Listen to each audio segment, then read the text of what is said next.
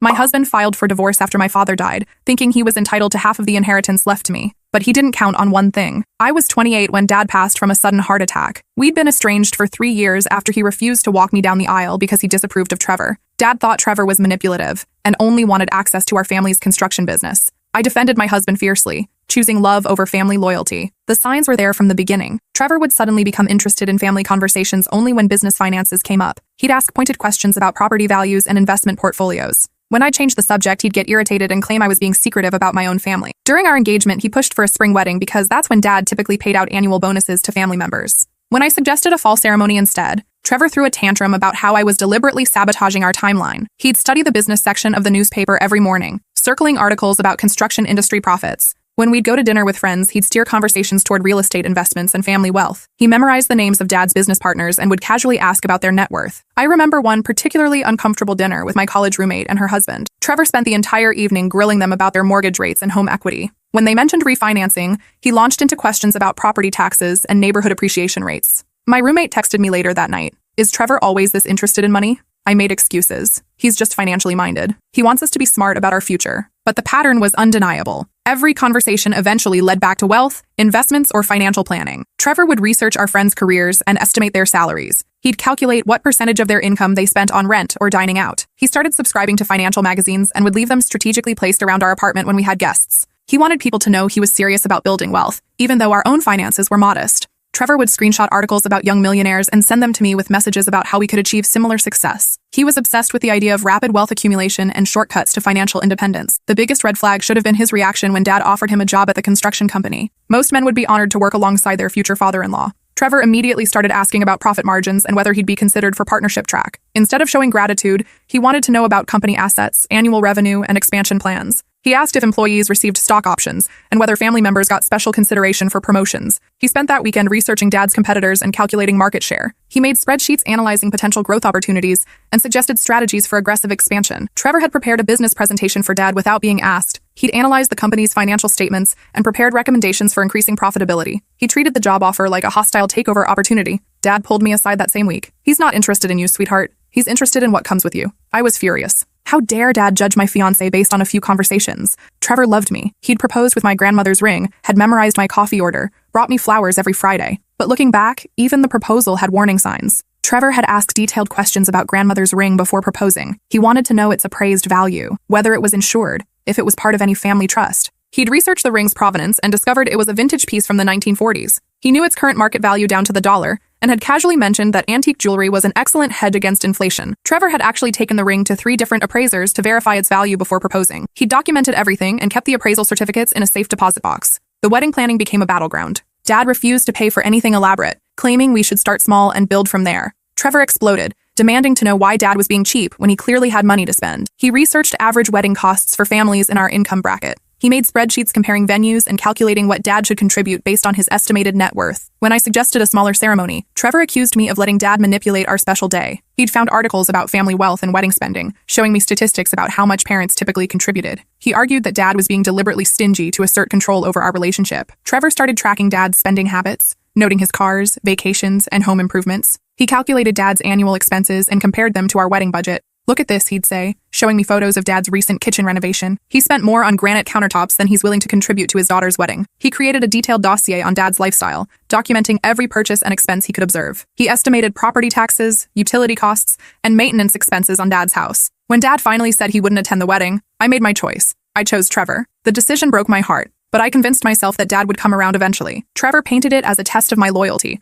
claiming that some parents couldn't handle their children growing up. He suggested that Dad was jealous of our happiness and threatened by Trevor's ambition. He made me believe that choosing him over Dad was a sign of maturity and independence. We had a small ceremony without my family. Trevor seemed happier that day than I'd ever seen him. He kept whispering about our future and how we'd build something amazing together. During our honeymoon, he spent hours on his phone researching investment strategies. He'd downloaded apps to track Dad's business and would show me articles about construction industry growth. He calculated how much money we were potentially missing out on by being estranged from Dad. He researched inheritance laws and suggested we should maintain some contact to protect our financial interests. Trevor spent our honeymoon creating a 5-year financial plan that assumed we'd inherit Dad's wealth. He projected growth rates and calculated compound interest on money we didn't even have. For 3 years, I thought we were happy. Trevor got a sales job and worked long hours. I focused on my nursing career. We bought a modest house and talked about starting a family someday. but I noticed things. How Trevor would go quiet when I mentioned visiting Dad. How he'd make snide comments about stubborn old men who couldn't admit when they were wrong. How he'd suggest we should be thinking about my inheritance as our retirement plan. He'd calculate Dad's age and life expectancy, wondering aloud when we might expect to inherit.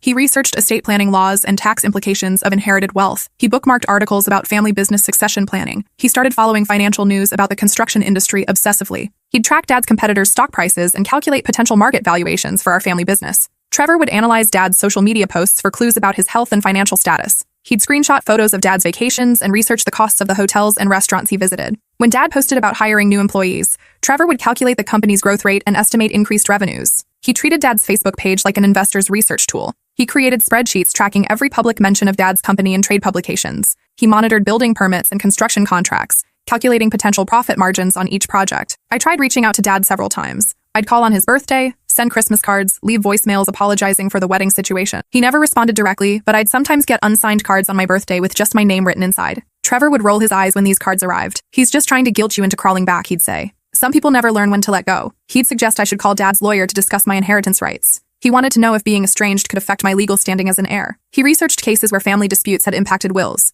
Trevor found examples of children being disinherited for various reasons. He'd show me articles about family feuds that had cost people millions. He suggested we should consider legal action to protect my inheritance rights. He researched the statute of limitations on inheritance challenges and investigated whether we could claim abandonment or elder abuse if Dad tried to disinherit me. When Dad had a minor heart episode 2 years ago, Trevor's first question wasn't about his health. It was whether Dad had updated his will recently. He encouraged me to visit, claiming he was worried about my relationship with my father. But I heard him on the phone with his friend, discussing life insurance policies and estate valuations. He researched Dad's medical history and calculated risk factors for future cardiac events. He subscribed to medical journals to better understand heart disease progression and life expectancy statistics. Trevor started suggesting I should move closer to Dad, not for emotional reasons, but to monitor his health more closely. He wanted to ensure we'd be informed about any medical emergencies that might affect inheritance timing. He researched the warning signs of heart attacks and strokes, claiming he wanted to help me protect Dad's health, but his real motivation was protecting our financial interests. The signs were everywhere, but I was too stubborn to see them. My nursing colleagues started noticing Trevor's behavior at hospital events. He'd corner doctors and ask about their salaries, investment portfolios, and retirement planning. He treated every social gathering like a networking opportunity for financial gain. One of my supervisors pulled me aside after a Christmas party. "Your husband seems very interested in everyone's financial situation." I made excuses again. "He's just career-focused. He wants to understand different paths to success." But the conversations were getting uncomfortable. Trevor would research attendees beforehand, looking up their home values and estimating their net worth based on their addresses and car choices. He'd memorize details about hospital salary structures and benefit packages. He knew more about my colleagues' compensation than they did about his. Trevor started suggesting I should pursue administrative roles in healthcare because they paid more than bedside nursing. He calculated the potential salary increases and projected how much more money we could save for our future. He researched medical specialties and their earning potential, suggesting I should go back to school to become a nurse practitioner.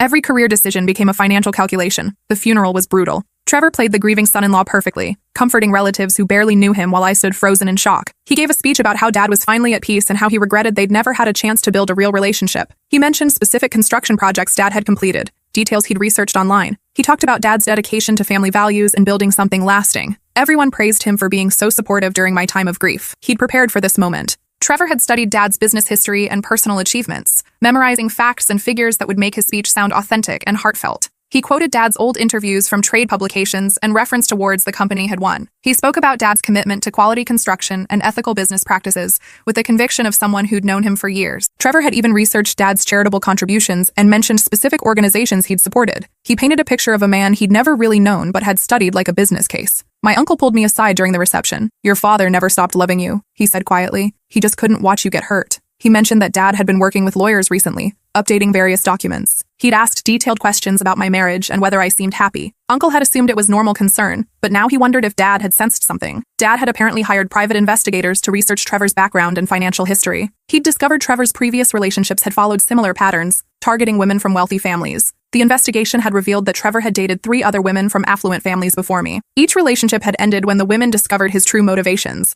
but not before he'd gained access to family information and business connections. When the lawyer read Dad's will, I inherited everything: the business, the properties, the investment accounts, $2 million total. There was also a personal letter that I tucked away to read later. Trevor's eyes lit up like Christmas morning. I watched his reaction carefully. The way he calculated numbers in his head, how he tried to hide his excitement behind appropriate grief, how he immediately started planning our new life. He was practically vibrating with energy while trying to maintain a solemn expression. His hands were shaking as he took notes during the will reading, and I could see him doing mental math on the margins of his legal pad.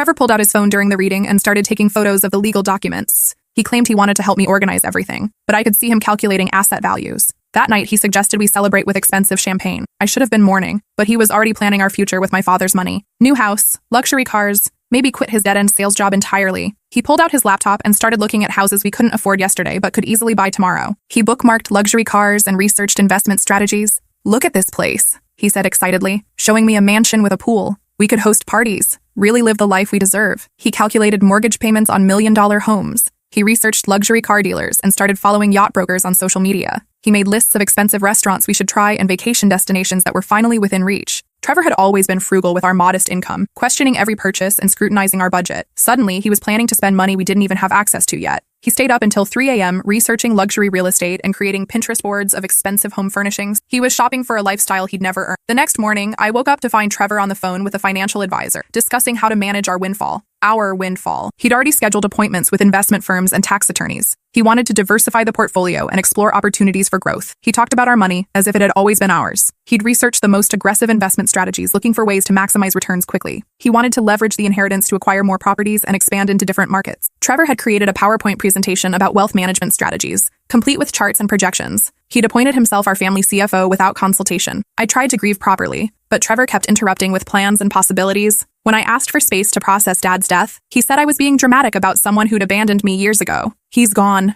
Trevor said impatiently. "Nothing you do now will bring him back. We need to focus on our future." He suggested I was wallowing in unnecessary guilt. Dad had made his choice when he refused to support our marriage. Now we had a chance to build something better without his interference. Trevor started treating me like I was being irrational for wanting to mourn. He'd roll his eyes when I cried and suggest I needed therapy to deal with my complicated feelings about Dad. He researched grief counselors and suggested I should see someone who could help me move past my attachment to a man who'd hurt me. He wanted me emotionally available for financial planning. I finally read Dad's letter that night while Trevor was researching boats. The words broke my heart. "My dearest daughter, if you're reading this, I'm gone, and you're probably wondering why I was so hard on Trevor. I've made mistakes in my life, but my biggest one was not fighting harder to protect you. I knew what he was from day one. I hope you figure it out before it's too late. I never stopped loving you. I never stopped hoping you'd come home. The trust will protect you when I can't anymore. Be strong, be smart, and remember that you deserve real love, not someone who sees dollar signs when they look at you. Watch his reaction to this inheritance carefully. His true nature will show itself soon enough. I'm sorry I couldn't protect you from this lesson, but I can make sure you survive it. All my love, Dad." The letter continued with specific examples of Trevor's behavior that Dad had observed, how Trevor had researched our family's financial history before our first date, how he'd deliberately chosen expensive restaurants near construction sites Dad's company had built, hoping to impress me with his knowledge of the business. Dad had documentation of Trevor's questions about family wealth, his research into property values, and his calculated approach to our relationship. He'd been building a case for years, hoping I'd see the truth before it was too late. The letter included photographs that Dad's investigator had taken of Trevor meeting with other women while we were engaged. He'd been hedging his bets, maintaining relationships with backup prospects from wealthy families. Dad had evidence of Trevor's lies about his job performance and income. His sales numbers were fabricated, and he'd been living beyond his means since we'd started dating. 3 weeks later, while I was still processing grief, Trevor handed me divorce papers. "Your father's gone now," he said casually. "We can split everything 50-50 and both start fresh." I stared at him in disbelief. "You're divorcing me for money?" He shrugged. "We're not happy anyway. This just makes it easier for both of us. Don't act surprised," he continued. "You've been miserable since the funeral. And honestly, I've been thinking about this for a while. We got married young. People change. The betrayal hit me like a truck." He'd waited for Dad to die, then calculated the exact moment to maximize his payout. My father had been right about everything. "You planned this," I whispered. Trevor actually laughed. "I didn't plan your father's death, if that's what you're implying. But yeah,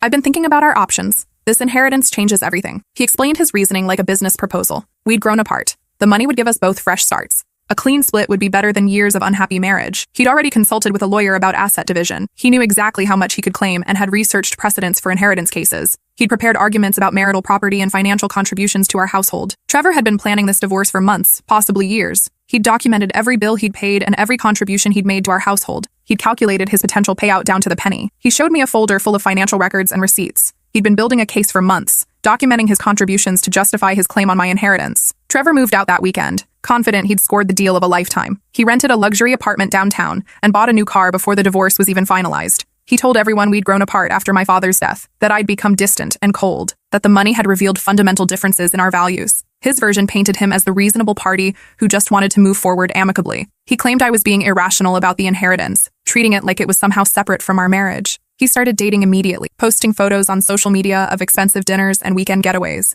He wanted everyone to see that he was thriving without me, living the luxury lifestyle he'd always deserved. Trevor had already lined up potential new relationships through dating apps targeted at wealthy professionals. He was shopping for his next target while our divorce was still pending. His lawyer filed aggressive motions demanding half of my inheritance, claiming it became marital property the moment I received it. They requested immediate asset freezes to prevent me from hiding money offshore. The legal documents were thorough. They'd researched every aspect of inheritance law and marital property rights. They demanded access to all financial records and threatened sanctions if I tried to move any assets. Trevor's lawyer had prepared a comprehensive case. They'd found examples of similar inheritance disputes and built arguments around spousal contribution to household expenses during the marriage. They documented every shared expense and joint decision we'd made during our marriage. They calculated the value of Trevor's emotional support and companionship, claiming it entitled him to asset division. I hired the best divorce attorney in the state. She was expensive, but I needed someone who specialized in complex asset division. During our first meeting, she reviewed the inheritance documents carefully. "This is interesting," she said. "Your father was very thorough." She explained that most people don't structure inheritances the way Dad had. Usually, inherited assets do become marital property if received during marriage, but Dad had done something different. My attorney had seen thousands of divorce cases, but she'd never encountered a trust structure quite like Dad's.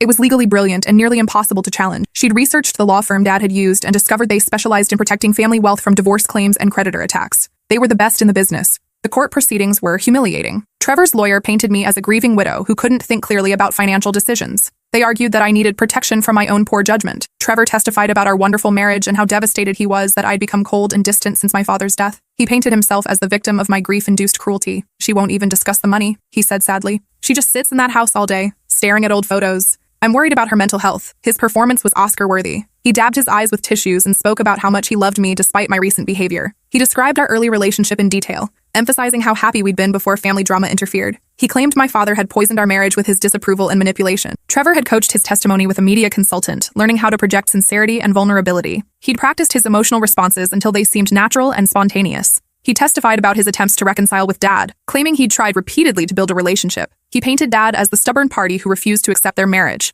Trevor's testimony included fabricated stories about romantic gestures and sacrifices he'd made for our marriage. He claimed to have given up career opportunities to support my nursing education. His lawyer argued that inherited assets during marriage were joint property. They demanded immediate asset division before I could hide anything offshore. They presented evidence of our shared household expenses and joint financial decisions. They argued that Trevor had contributed to our marriage financially and emotionally, entitling him to half of any assets acquired during our union. Trevor's legal team had prepared character witnesses who testified about his devotion during our marriage. They'd found friends who remembered his romantic gestures and supportive behavior. The witnesses had been carefully coached to emphasize Trevor's financial contributions and emotional support. They painted a picture of a loving husband who deserved compensation for his investment in our relationship. I sat quietly, letting them present their case. My attorney had advised me to stay calm and let them make their arguments. She seemed confident about something, but wouldn't tell me what. The courtroom was packed with spectators, drawn by the dramatic nature of the case. Local news had picked up the story of the construction heiress, whose husband was demanding half her inheritance. Trevor seemed to enjoy the attention, playing up his role as the wronged husband. He'd dressed in his best suit and maintained a sorrowful expression throughout the proceedings. But they'd made one critical error in their research.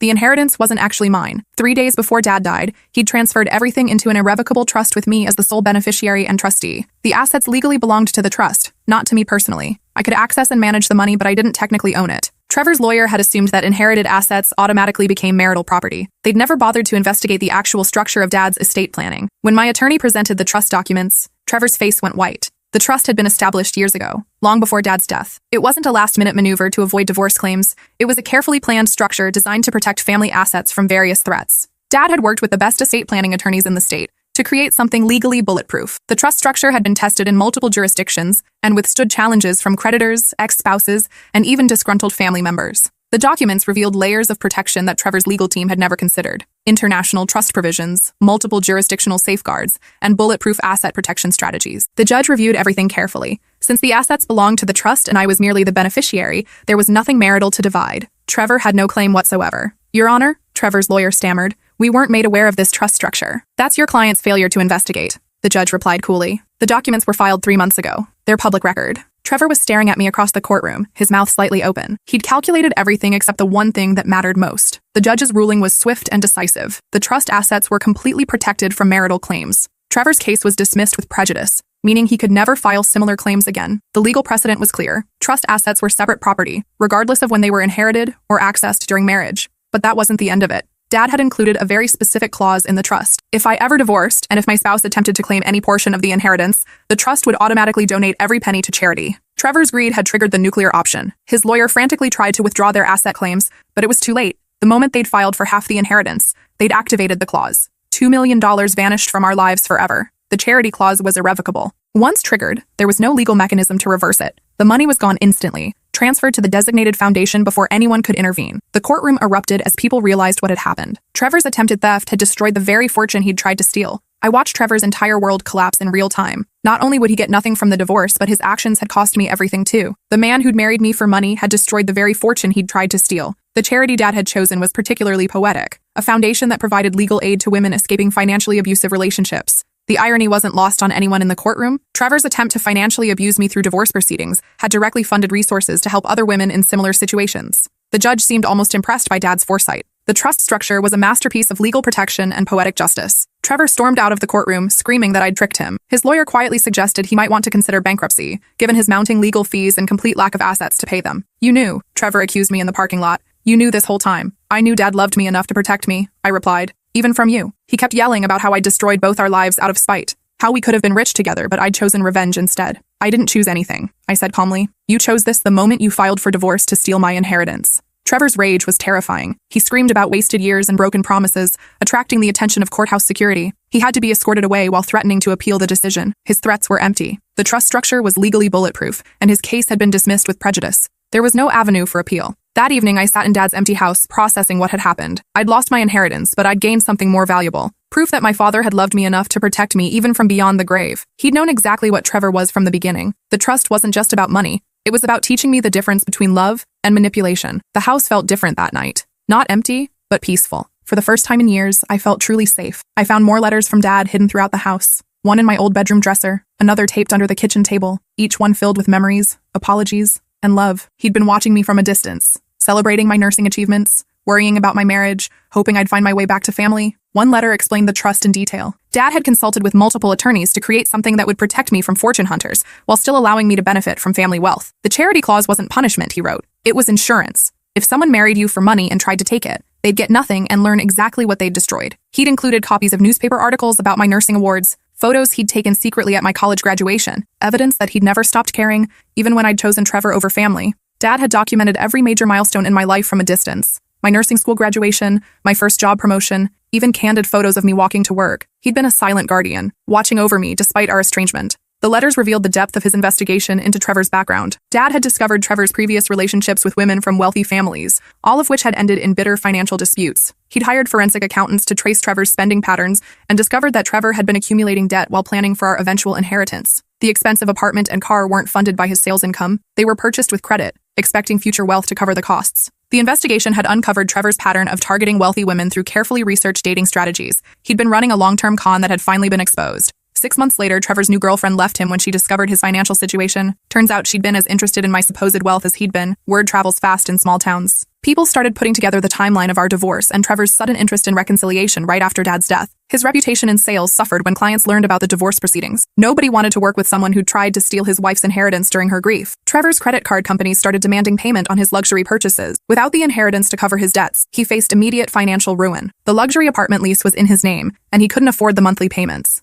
The car was repossessed within weeks of the court ruling. I started over with nothing but my nursing degree and a clear understanding of what real loyalty looked like. No more choosing the wrong people over family. No more confusing charm with character. I moved into a small apartment near the hospital where I worked. It was modest, but it was mine. No luxury cars or mansions, but also no lies or manipulation. My coworkers rallied around me during the divorce. They'd seen how Trevor behaved at hospital events, how he'd flirt with other nurses while I was working. They'd never said anything out of respect, but they hadn't been fooled. Dr. Rodriguez from emergency medicine started bringing me coffee during my breaks. He'd ask about my cases and listen when I talked about difficult patients. He never mentioned money or asked about my family background. He was everything Trevor wasn't. Humble about his achievements, generous with his time, genuinely interested in healing people rather than accumulating wealth. Ethan had grown up in poverty and worked multiple jobs to pay for medical school. He understood the value of hard work and genuine achievement. I threw myself into work, extra shifts, volunteer projects, continuing education. Staying busy helped me process everything I'd been through. The construction business was thriving under my uncle's management. He'd offered me a position several times, but I preferred nursing. I liked helping people heal, liked being useful in a direct way. Uncle had discovered more of Dad's preparations during the business transition. Secret accounts set up to help me if I ever needed assistance. emergency funds that would have been available if the trust hadn't been triggered. Dad had planned for multiple scenarios, including the possibility that I might need financial help after divorce. But Trevor's greed had eliminated those safety nets along with the main inheritance. There were backup trusts and emergency funds that had also been donated to charity when the main clause was triggered. Dad's protection was comprehensive and absolute. Trevor's lawyer bills mounted while his income disappeared. His sales job performance suffered as the divorce drama played out publicly. He eventually had to move back in with his parents. The local newspaper had covered our case extensively, making Trevor a cautionary tale about greed and manipulation. His professional reputation was destroyed, and potential employers could easily find articles about his attempted theft. He became unemployable in our town and had to move to another state to find work. Even then, background checks revealed his history of financial manipulation. A year later, I got a call from Trevor. He'd heard through mutual friends that I was dating someone new, a doctor I'd met at the hospital where I worked. He wanted to know if maybe we could work things out, give our marriage another chance. He'd learned from his mistakes, he said. I've been thinking about us, he said, his voice carefully soft, about what we had before everything went wrong. What we had was a lie, I replied. He tried a different approach. I know I handled the money situation badly, but we could try again, start fresh. He'd been seeing a therapist, he claimed. He'd realized how selfish he'd been. He wanted to prove he could love me without thinking about money. Trevor had clearly researched what to say to convince me. He used phrases about personal growth and emotional maturity that sounded rehearsed and hollow. He mentioned specific self-help books he'd supposedly read and therapy techniques he'd learned. His transformation seemed calculated and artificial. I listened to his entire pitch before responding. The trust clause was permanent, I told him. Even if we remarried, the money was gone forever. There was nothing left to steal. The line went silent for a long moment. Wait. What do you mean gone forever? Your lawyer triggered the charity clause, I explained. Every penny went to help women escape financially abusive relationships. Another long silence. You're telling me that because I filed for divorce, all the money disappeared? That's exactly what I'm telling you. But I thought you could just refuse to give it to me, he stammered. I didn't know it would vanish completely. Dad knew exactly what kind of person you are, I said. He made sure you'd get nothing while protecting other women from men like you. The conversation revealed Trevor's complete misunderstanding of the legal situation. He'd assumed he could pressure me into a settlement, or that I could choose to reverse the charity clause. He'd never bothered to read the trust documents carefully or understand the permanent nature of the clause he'd triggered. Suddenly, he wasn't interested in reconciliation anymore. You're insane, he spat. You cost us both millions of dollars with your father's psychotic games. I hung up and deleted his number. Some lessons take longer to learn than others, but eventually, everyone shows you exactly who they really are. Dad had been right about Trevor from day one. He just loved me enough to let me figure it out on my own timeline, while making sure I'd be protected when I finally did. I kept Dad's letters in a wooden box by my bed. Sometimes I'd read them when I missed him, remembering his voice and his terrible jokes. One letter mentioned Mom, who died when I was 12. Dad wrote about how she'd made him promise to always protect me, even if it meant letting me make my own mistakes. I understood now why he'd let me marry Trevor, why he'd stepped back instead of fighting harder. He'd known I needed to learn this lesson myself, but he'd made sure I'd survive it. The letter about Mom revealed more family history, how she'd come from a wealthy family and had experienced her own fortune hunter before meeting Dad, how she'd made Dad promise to watch for similar patterns in my relationships. Dad had been fulfilling a deathbed promise to Mom, protecting me with the same vigilance she would have shown. Mom had apparently left detailed instructions about protecting family wealth from manipulative partners. The trust structure was partially based on her recommendations. Dr. Ethan Rodriguez was different from Trevor in every way that mattered. He'd grown up poor, worked his way through medical school, and chose emergency medicine because he wanted to help people, not get rich. When I told him about the inheritance and the divorce, he just shook his head. I'm sorry you went through that, he said, but I'm glad your father protected you. He never asked about money or family assets. He was interested in my thoughts, my dreams, my work. He made me laugh and supported my goals. Ethan had no idea about my family's former wealth when we started dating. He was attracted to my dedication to nursing and my resilience after the divorce. He'd ask about my patients and listen to my frustrations about hospital politics. When I worked double shifts, he'd bring me dinner and sit quietly while I decompressed. When we'd been dating for 6 months, I took him to meet Dad's grave. I told him everything about the trust, the charity clause, the letters. Your father sounds like a smart man, Ethan said. I wish I could have met him. That night, I called my uncle and asked if he'd saved any of Dad's old voicemails. I wanted to hear his voice again. He'd saved dozens. Dad talking about work, complaining about the weather, asking about family. But the last one was different. If anything happens to me, Dad's voice said, make sure she knows I never stopped believing in her. And tell her the trust was never about punishment. It was about making sure she'd be free to choose love over money when the time came. I played that message 3 times before I could stop crying. Uncle revealed that Dad had left similar instructions with multiple family members, ensuring that his love and protection would reach me even after death. Dad had recorded video messages for future milestones too. Birthday wishes through age 40, graduation congratulations, and even advice for when I became a mother someday. A year later, Ethan proposed with a ring he'd saved for months to buy. Nothing fancy, nothing expensive, just a simple band with a small diamond that caught the light when I moved my hand. I said yes without thinking about assets or accounts or what anyone else might gain from our marriage. For the first time in my life, I was choosing someone who loved me exactly as I was, with nothing to offer but myself. We had a small ceremony in the hospital chapel where we'd met. My uncle walked me down the aisle and I carried a photo of Dad in my bouquet. The wedding was everything my first one should have been. Genuine, intimate, focused on love rather than financial calculations. Our guests were people who actually knew and cared about us. colleagues from the hospital, family members who'd supported me through the divorce, friends who'd seen us both at our worst and best. Dad would have approved. 3 years later, when our first child was born, we named him after Dad. Little Thomas has Dad's stubborn chin and my determination. Sometimes I tell him stories about his grandfather, the man who built a construction empire but whose greatest achievement was protecting his daughter from a fortune hunter. The Charity Foundation sends me annual reports about the women they've helped with Dad's money. Hundreds of women have escaped abusive relationships with legal aid funded by Trevor's greed. Each report includes stories of women who were able to leave dangerous situations because they had access to quality legal representation. Dad's money has saved lives and rebuilt futures. One report featured a woman whose husband had hidden assets to avoid paying child support. The foundation's lawyers recovered enough money to secure her children's education. Another case involved a woman whose ex-husband was using financial intimidation to maintain control after their divorce. The foundation helped her establish independence and safety. Dad's legacy isn't in buildings or bank accounts. It's in the lives he saved and the daughter he taught to recognize real love when it finally arrived. I volunteer at the foundation now, sharing my story with other women who are questioning their relationships. I help them recognize the warning signs I missed with Trevor. The work is emotionally difficult, but deeply rewarding. I see myself in every woman who calls for help, recognizing the same patterns of manipulation and financial abuse. Many of them are shocked to learn that financial abuse exists. They thought love and money were separate issues, just like I once did. I tell them about Trevor's gradual shift from romantic partner to financial predator, how the signs started small and escalated over time. The inheritance was never about the money. It was about learning to value myself more than anyone else's greed could diminish. And in the end, that was worth more than $2 million could ever be. 5 years later, Trevor attempted to contact me one final time through a mutual friend. He was facing bankruptcy and hoped I might help him financially for old time's sake. I declined and made it clear that our chapter was permanently closed. He'd learned nothing from the experience, still believing that money was the solution to every problem. The mutual friend told me Trevor had been bouncing between jobs and relationships, always looking for his next financial opportunity. He'd never developed genuine skills or authentic connections. Some people never change, but the inheritance taught me that I could choose differently, love better, and build a life based on genuine connection rather than financial security. Dad's final gift wasn't money, it was wisdom, protection, and the freedom to discover real love when I was finally ready to receive it. When Thomas turned 5, I took him to visit Dad's grave for the first time. He left a drawing of our family, including a stick-figure grandfather with angel wings. We're having another baby next month, a daughter we plan to name after my mother. The cycle of protection and love continues, but this time it's built on truth instead of secrets. I've started a blog about financial abuse and inheritance protection. Women write to me from around the world, sharing their own stories of manipulation and escape. One reader discovered her fiancé had researched her family's wealth before their first date. Another realized her husband was delaying their divorce until her grandmother's estate was settled. The patterns are always the same: the charm,